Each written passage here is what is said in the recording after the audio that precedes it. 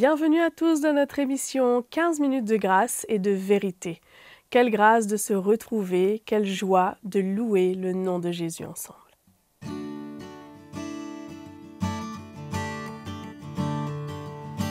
Ouvre les yeux de mon cœur, ouvre les yeux de mon cœur, je désire te voir, je désire te voir. Ouvre les yeux de mon cœur, ouvre les yeux de mon cœur, je désire te voir, je désire te voir. Élevé au plus haut des cieux, rayonnant de l'éclat de ta gloire, répands ton amour, ta force, alors que nous chantons, tu es saint, élevé au plus haut des cieux, rayonnant de l'éclat de ta gloire, répands ton amour, ta force, alors que nous chantons, tu es saint.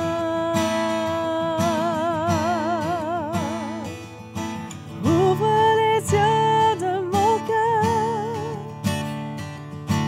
ouvre les yeux de mon cœur, je désire te voir, je désire te voir. Très bonne écoute à vous. Bonjour et bienvenue dans cet nouvel épisode de 15 minutes de grâce et de vérité. Merci beaucoup, Maëva, encore pour ce moment de louange. Quant à moi, je suis ravi de vous revoir pour continuer sur ce sujet, la foi. Je dirais la foi dans tous ses états, parce qu'on va parler de pas mal de choses au sujet de la foi. Et on va parler maintenant, la foi, c'est la base du salut.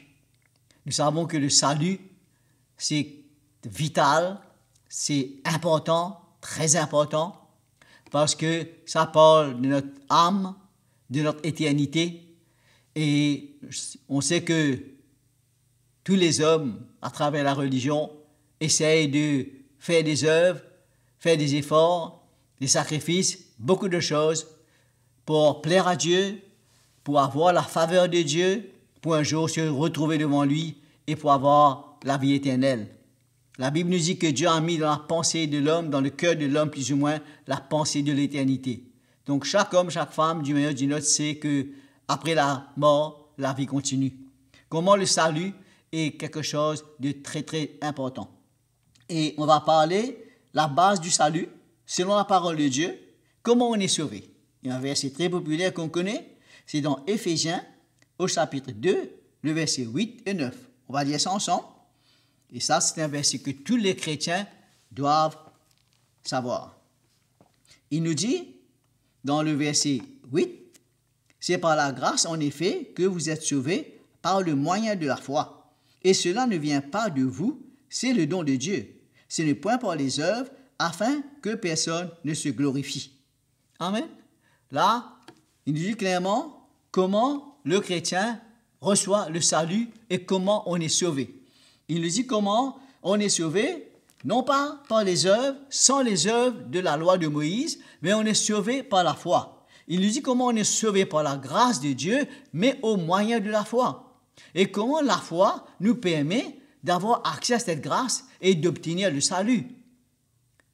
C'est vrai que la grâce est là, Dieu a tout accompli, Jésus est venu, et Dieu est prêt à nous pardonner, à nous faire grâce, à nous délivrer, à ouvrir la porte du royaume de Dieu pour nous, mais il nous montre le moyen et comment la foi, c'est nécessaire. On entend souvent, on le sait, qu'on ne peut pas être sauvé par nos propres efforts, nos mérites. La foi, c'est un don. La Bible nous dit que c'est un don de Dieu. Et cela ne vient pas de nous. C'est pourquoi le Seigneur transmet la foi dans notre cœur pour être sauvé. C'est le moyen du salut. Et tout le Nouveau Testament et les Épîtres vont nous montrer la foi dans le sacrifice de Jésus, la foi dans l'œuvre de Jésus-Christ et comment c'est vraiment fondamental, absolument nécessaire. Nous allons tourner notre Bible dans Romains, chapitre 3, verset 23, qu'on connaît aussi, qui nous parle de comment on est sauvé. Et nous savons ce verset qui nous dit « Il n'y a pas de distinction, tous sont péchés et sont privés de la gloire de Dieu. Ils sont tous gratuitement justifiés par sa grâce, par le moyen de la rédemption qui est dans le Christ Jésus. C'est lui que Dieu a destiné comme moyen d'expiation pour ceux qui auraient la foi, en son sang, pour montrer sa justice. » Amen. Et il nous fait comprendre comment nous sommes tous des pécheurs par nature, mais on est tous gratuitement justifiés par la grâce de Dieu. Et parce que Dieu a envoyé son Fils unique qui est mort à la croix comme victime expiatoire pour nos péchés, par le moyen de la foi. Et comment? C'est le moyen pour être sauvé. Et on va tourner dans Galates. C'est très important ce passage, on tourne un peu plus dans la parole de Dieu aujourd'hui. Dans Galates, le chapitre 2, le verset 16, comment l'apôtre met l'accent et vraiment il vient établir quelque chose de vraiment important et de vraiment sérieux. Il nous dit, sachant que l'homme n'est pas justifié par les œuvres de la loi, mais par la foi en Jésus-Christ. Nous aussi, nous avons cru en Jésus-Christ afin d'être justifiés par la foi en Christ, non par les œuvres de la loi, parce que nul ne sera justifié par les œuvres de la loi. C'est extraordinaire comment l'apôtre vient nous faire comprendre comment personne ne peut être sauvé en accomplissant les œuvres de la loi de Moïse. Les bonnes œuvres, les sacrifices et tout ce qu'on peut faire sous la loi, mais ça ne sauve pas. Sous la nouvelle alliance, ce qui compte, c'est la foi. La foi en Jésus-Christ, la foi dans ce sacrifice, parce que Dieu a donné son Fils unique. Dieu a envoyé Jésus. Jésus est mort à la croix pour nous. Il a versé son sang, il a payé le prix, il a accompli notre salut, accompli notre rédemption, afin qu'on soit réconcilié avec Dieu par son sang qu'il a versé. Il n'y a pas d'autre moyen. Il n'y a pas d'autre moyen d'être sauvé. Nous savons que dans le cœur de Dieu, dans le caractère de Dieu, il faut qu'il y ait un sacrifice pour que l'homme soit justifié et pardonné de ses péchés. C'est pourquoi sur l'Ancienne Alliance, il y avait toujours le sacrifice des animaux. Ils sont versés pour que l'homme puisse avoir un accès auprès de Dieu, une relation avec lui. Les péchés étaient couverts sous l'Ancienne Alliance. C'est pourquoi c'était des symboles pour nous emmener vers Christ, qui est le sacrifice parfait, qui a fait une œuvre parfaite, qui a payé le prix. Il était sans péché, il était parfait, mais il a donné sa vie. C'est pourquoi la foi dans ce sacrifice est fondamentale et c'est cela qui nous sauve. Il n'y a pas d'autre moyen. Romains chapitre 5, versets 1 et 2 nous dit « Nous avons la paix avec Dieu par la foi en Jésus-Christ. » Nous avons la paix avec Dieu. La paix avec Dieu, c'est la réconciliation. C'est avoir la faveur de Dieu. C'est avoir l'assurance de notre salut. C'est avoir le pardon de nos péchés. Avant d'avoir la paix de Dieu, il faut faire la paix avec Dieu. C'est pourquoi on invite les gens partout à faire la paix avec Dieu, à se repentir, à confesser leurs péchés et à accepter la parole de Dieu afin qu'ils soient sauvés. Et cela sans les œuvres de la loi, sans les efforts humains, sans les sacrifices. Moi, je dis toujours aux gens comment notre petite œuvre qu'on peut faire, nos sacrifices, notre pénitence, nos efforts, qu'est-ce que c'est aux yeux de Dieu? C'est seulement le sacrifice de son Fils unique, l'œuvre de la croix de Jésus, qui peut satisfaire le cœur de Dieu et la justice de Dieu. Nous, on est pécheurs par nature, tout ce qu'on fait, c'est rien. C'est comme un vêtement souillé, la parole de Dieu nous dit. Notre propre justice, ce qu'on peut accomplir nous-mêmes, c'est comme un vêtement souillé. C'est pourquoi Dieu veut que nous puissions vraiment regarder à son Fils. Dieu a donné son Fils unique. Le salut est dans son Fils. Il n'y a pas de salut en aucun autre, la Bible nous dit. C'est pourquoi ce n'est pas la loi.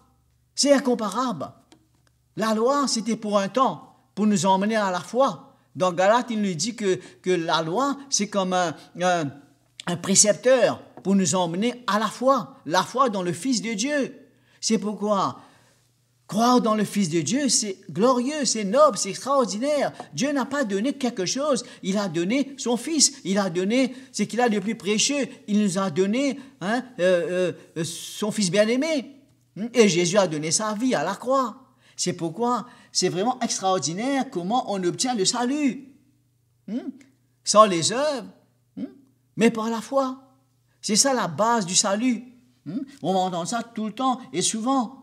La Bible nous dit que la loi n'a rien amené à la perfection. La loi de Moïse n'a rien, ça ne peut pas changer le cœur de l'homme. Parce que le péché, c'est une barrière entre Dieu et l'homme quand Dieu est saint. C'est pourquoi le sacrifice était nécessaire. Il y a des gens qui croient qu'ils peuvent aller vers Dieu comme ça, mais ce n'est pas possible. Quand des gens qui disent, moi je prie directement à Dieu, moi je prie Dieu en général, ils ne connaissent pas Dieu. Comme un jour, Jésus a dit aux Samaritains, la femme samaritaine, vous adorez ce que vous ne connaissez pas, nous adorons ce que nous connaissons. Le peuple d'Israël connaissait le vrai Dieu, Yahvé, le grand Dieu. C'est pourquoi prier généralement, croire généralement, vaguement, ça n'emmène rien. Il faut comprendre le caractère de Dieu, la volonté de Dieu. C'est pourquoi l'Ancien Testament nous montre comment Dieu exigeait, dans un certain sens, un sacrifice pour le péché. Quand Dieu est saint, un sacrifice d'animaux. C'est pourquoi le sacrifice parfait et ultime, c'est le Christ. Donc c'est la foi dans Jésus qui nous garantit le salut.